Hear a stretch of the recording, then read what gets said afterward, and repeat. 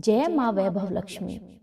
भक्तों, वैसे तो भगवती के अनेक रूप पुराणों में वर्णित हैं।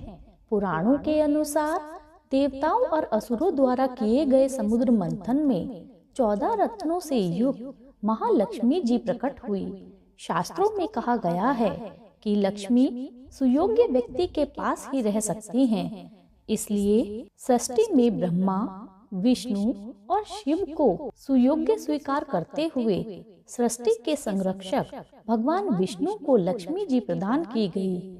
लक्ष्मी जी के अनेक नाम एवं स्वरूप हैं, जिसमें से विशेष हैं श्री धन लक्ष्मी, श्री गज लक्ष्मी, श्री ऐश्वर्य लक्ष्मी, श्री आदि लक्ष्मी, श्री विद्या लक्ष्मी, श्री धान्य लक्ष्मी, श्री विजया लक्ष्मी, श्री संतान लक्ष्मी। कहा जाता है व्रती मनुष्य को दुख और दरिद्रता दूर करने के लिए इन 8 स्वरूपों का ध्यान करते रहना चाहिए। भगवती लक्ष्मी का पूजन सभी देवी देवताओं ने किया है। भक्तों, क्या आप जानते हैं कि द्वापर में युधिष्ठिर ने अपने खोए हुए राज्य को पुनः प्राप्त करने के लिए लक्ष्मी जी का यही व्रत किया था। आइए आज हम सब मिलकर उस कथा का श्रवण करते हैं। जय माँ वैभव लक्ष्मी। एक बड़ा नगर था। नगर में लाखों लोग रहते थे। बाहर से भी नित्य प्रति लोग रोजगार की तलाश में नगर में आते थे। उनकी एकमात्र यही अभिलाषा होती थी कि किसी तरह 2 वक्त की रोटी मिल जाए। और जब प्रभु कृपा से उन्हें 2 वक्त की रोटी मिल जाती, तब और अभिलाषाएं जागृत होती थी, क्योंकि अभिलाषाओं का कोई अंत नहीं है। परंतु मानव जीवन की एक सीमा है। लाखों करोड़ों के फेर में मनुष्य यह भूल जाता है कि यह द्वार उसे मृत्यु के द्वार तक ले जा रहा है। हम काम, क्रोध, लोभ में बंधे होकर उस प्रभु, उस माँ को भी भूल जाते हैं, जो इस संसार की जगत जननी है। कलयुग में तो ऐसा ही होता है। पाप और अधर्म की परछाइयां और गहरा गई हैं। सभी वर्ण अपना अपना कर्म छोड़कर अन्य कर्म अपना रहे हैं। इस बड़े नगर में भी सभी व्यक्ति एक दूसरे की परवाह किए बगैर अपनी अपनी लालसाओं की पूर्ति के लिए जैसे भी हो धन कमाने में लगे थे। परंतु कहावत है कि निराशा में आशा छिपी होती है। इसी तरह इस नगर में सारी बुराइयों के बावजूद कुछ अच्छे लोग भी रहते थे। ऐसे अच्छे लोगों में गीता और उसका पति गोविंद सुख से रहते थे। उनका छोटा सा घर था। गीता धार्मिक प्रवृत्ति की एक सुगढ़ महिला थी। गोविंद एक मिल में नौकरी करता था। वह भी बड़ा ही विवेकी और सुशील था। गीता घर में सारा कामकाज किया करती थी। उसने अपने छोटे से घर को इतना साफ सुंदर बना रखा था कि सारे मोहल्ले की औरतें उसकी तारीफ करती थी। गीता को चुगली आदि करने से बड़ी नफरत थी, परंतु मोहल्ले की अधिकतर स्त्रियां एक दूसरे की चुगलियां दिन भर किया करती थी। वह तो केवल घर का कामकाज और पति सेवा एवं प्रभु सुमिरन में ही दिन व्यतीत कर देती थी। हर शुक्रवार को गीता व्रत किया करती थी। मोहल्ले में औरतों ने भजन मंडली बना रखी थी। इसकी कर्ता धर्ता थी राधा। परंतु गीता को ये भजन मंडली बिल्कुल पसंद नहीं थी, क्योंकि ये औरतें भजन करते समय भी एक दूसरे की चुगलियां किया करती थी। एक बार तो गीता की राधा से इसी बात पर कहा सुनी हो गई। परंतु शायद इस आदर्श परिवार को मोहल्ले वालों की नजर लग गई, या शायद पूर्व जन्म के कुछ कर्म भोगने लिखे थे, जो गोविंद बुरी संगत में पड़कर शराब पीने लगा और जुआ खेलने लगा। शुरुआत में उसने अपने आप को इन बुरी आदतों से बचाने का बहुत प्रयास किया, परंतु जैसे खरबूजे को देखकर खरबूजा रंग बदलता है, वैसे ही गोविंद का भी हाल हुआ। एक मजदूर का वेतन होता ही कितना है। जब गोविंद अपना सारा वेतन जुए आदि में हार गया, तो उसने अपने पत्नी के जेवर और घर के कीमती सामान भी शराब एवं जुए के लिए बेच डाले। अब तो घर में दरिद्रता और भुखमरी फैल गई। बनिए ने भी उधार से सामान देने से इनकार कर दिया। गीता दुखी तो बहुत हुई, परंतु उसने प्रभु पर विश्वास करना नहीं छोड़ा। उसे पूर्ण विश्वास था कि एक न एक दिन उसके हाल सुधरेंगे। एक दिन जब वह 3 दिन से भूखी थी, तो वह माँ लक्ष्मी की मूर्ति के आगे हाथ जोड़कर रोने लगी और माँ का नाम लेते लेते बेहोश हो गई। तभी उसके द्वार पर किसी ने दस्तक दी। गीता में न जाने कहां से उस दस्तक की आवाज को सुनकर शक्ति आ गई। उसने सोचा कि इस समय इस गरीब के घर कौन आया होगा। हिम्मत करके उसने द्वार खोला तो सामने एक तिलकधारी ब्राह्मण खड़ा पाया। ब्राह्मण के मुख पर तेज बिखर रहा था। उसकी आंखों में मानो अमृत झलक रहा हो। गीता उस ब्राह्मण को पहचानती नहीं थी, परंतु उसको देखकर गीता का चेहरा खिल उठा। गीता ब्राह्मण को अंदर ले आई। ब्राह्मण बोला, बेटी, मैं माँ लक्ष्मी के मंदिर का पुजारी हूँ, जहाँ तुम हर शुक्रवार को आती हो। काफी समय से तुम मंदिर में नहीं आई, तो मैंने सोचा कि शायद तुम बीमार हो, इसलिए देखने चला आया। ब्राह्मण के वचन सुनकर गीता का हृदय पिघल गया। उसकी आंखों से आंसू बह निकले। वह बिलक बिलक कर रोने लगी। यह देखकर ब्राह्मण बोला, बेटी, सुख और दुख तो धूप और छांव के समान हैं। सुख के पीछे दुख तो आता ही है। धैर्य रखो और शांत होकर अपना दुख मुझसे कहो, शायद कोई हल निकल आए। गीता ने कहा, आप धन्य हैं महाराज। माँ लक्ष्मी के पुजारी होने के कारण आप धन्य हैं। तब गीता ने अपने पति की बुरी आदतों के बारे में महाराज को बताया। सब बातें सुनकर ब्राह्मण बोले, देखो बेटी, हर इंसान को अपने कर्मों के अनुसार फल भोगने पड़ते हैं, इसलिए तू चिंता ना कर, तेरे सुख के दिन अवश्य लौटेंगे। तू तो माँ लक्ष्मी की भक्त है। वे अपने भक्तों पर हमेशा ममता रखती हैं तथा उनके दुखों का नाश करती हैं। तू धैर्य रखकर अपने मन को शुद्ध तथा आत्मा को पवित्र कर। माँ वैभव लक्ष्मी का व्रत कर। इस व्रत को करने से तेरे सभी मनोरथ सिद्ध होंगे, तेरे सभी संकट दूर होंगे। गीता ने कहा, हे महाराज, मैं माँ लक्ष्मी की पूजा तो बचपन से कर रही हूँ, परंतु व्रत की विधि मुझे नहीं पता। ब्राह्मण बोले, हे पुत्री, माँ लक्ष्मी का व्रत बहुत ही आसान है। इसे वैभव लक्ष्मी व्रत कहा जाता है।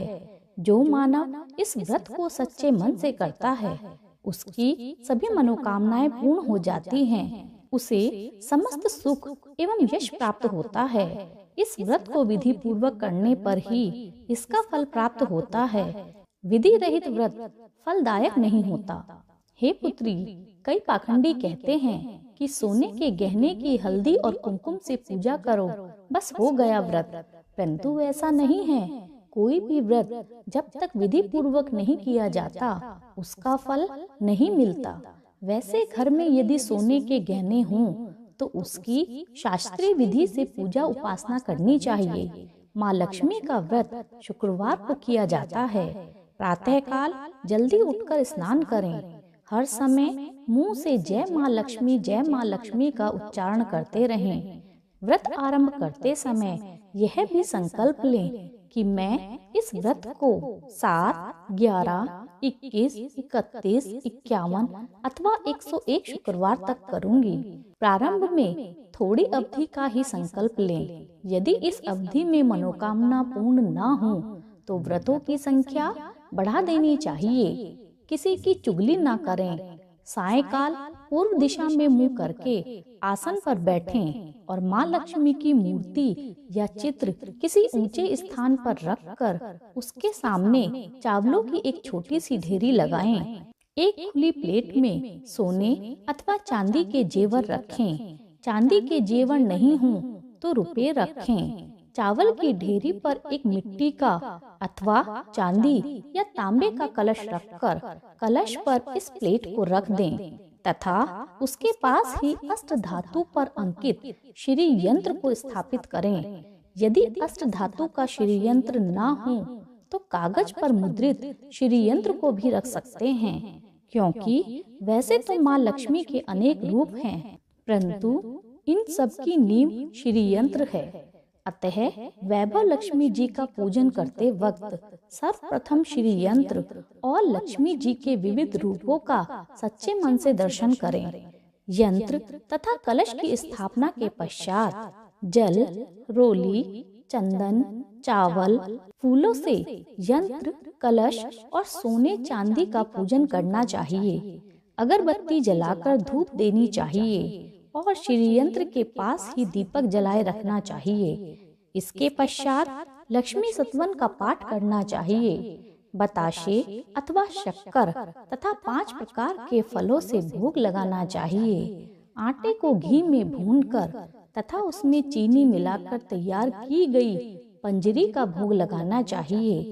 पूजन करते समय तथा अंत में माँ लक्ष्मी की इस प्रकार से अर्चना करनी चाहिए।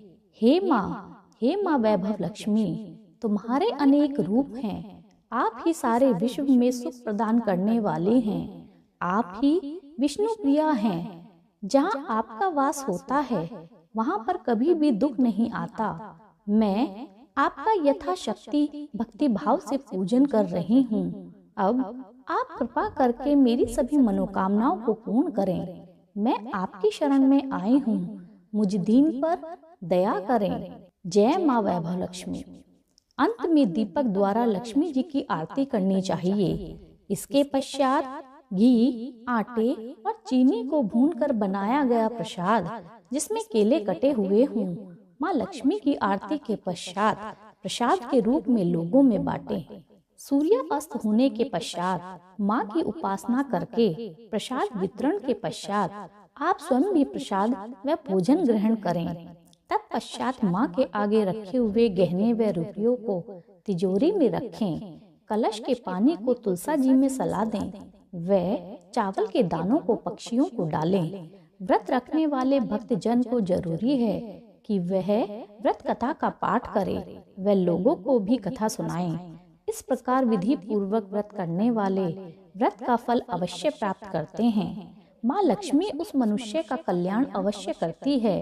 वह मानव सभी कष्टों से दूर होकर धन एवं संतान लाभ इत्यादि को प्राप्त करता है। स्त्री को सुहाग, कुंवारी लड़की को मनभावन वर मिलता है। जब व्रत संपूर्ण हो जाए अर्थात आखिरी व्रत वाले दिन शुक्रवार व्रत का शास्त्रीय विधि द्वारा उद्यापन करना चाहिए। आखिरी व्रत के दिन खीर या नैवेद्य बनाएं। पूजन विधि हर शुक्रवार की ही तरह करें।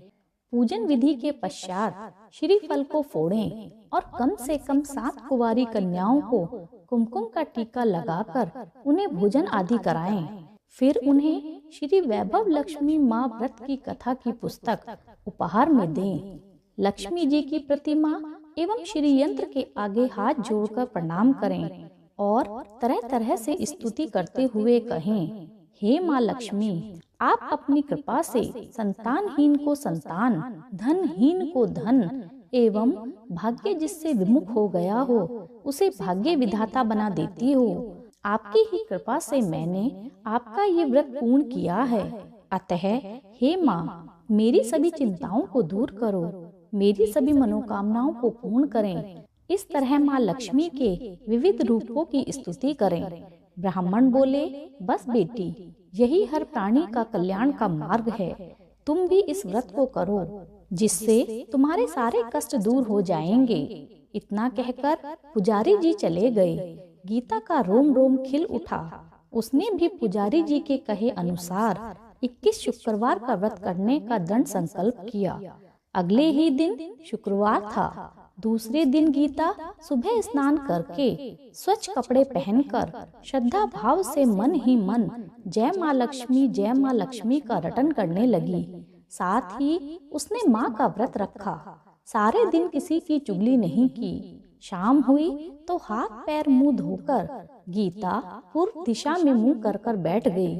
इस पूरे समय में गीता के पास रुपये पैसे तो न थे, बस उसके गले में स्त्री के सुहाग का प्रतीक मंगलसूत्र ही था, जिसमें सोने का एक टुकड़ा था। गीता ने वह ही अपने गले से उतार कर धोकर प्लेट में रख लिया। सामने चौकी पर रुमाल रखकर मुट्ठी भर चावल का ढेर रखा। उसके ऊपर वह प्लेट रख दी। फिर ब्राह्मण के कहे अनुसार हाथ जोड़कर लक्ष्मी सतवन का पाठ किया।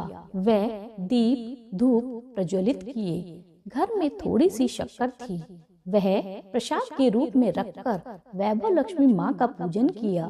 पूजन के उपरांत पति के चरण छूकर उसे प्रसाद खिलाया तो उसके पति ने उसे प्यार से गले लगा लिया और बोला, गीता, तुम तो आज सचमुच देवी लग रही हो। मैं ही पापियों की संगत में पड़कर पापी हो गया था, परंतु आज मेरी आंखें खुल गई हैं। मुझे आज अपनी भूल का एहसास हो रहा है। इसके पश्चात उसने भी माँ लक्ष्मी के सामने दंडवत करते हुए क्षमा मांगी और प्रतिज्ञा की कि मैं आज से कभी भी बुरी वस्तुओं व बुरे लोगों की संगत में नहीं बैठूंगा। गीता बोली, मेरे स्वामी, माँ लक्ष्मी की कृपा से आप सही हो गए हो।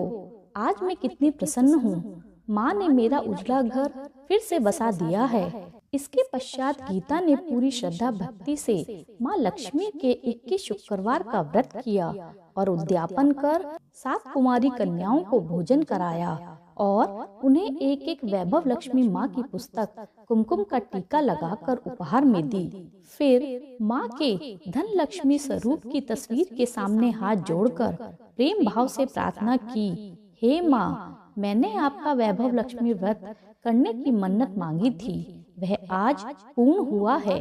हे माँ, मेरी समस्त विपत्तियों को हर कर मेरी संपूर्ण अभिलाषाओं को पूर्ण करो, सबका कल्याण करो, सबके हृदय में धर्म की ज्योत जलाओ।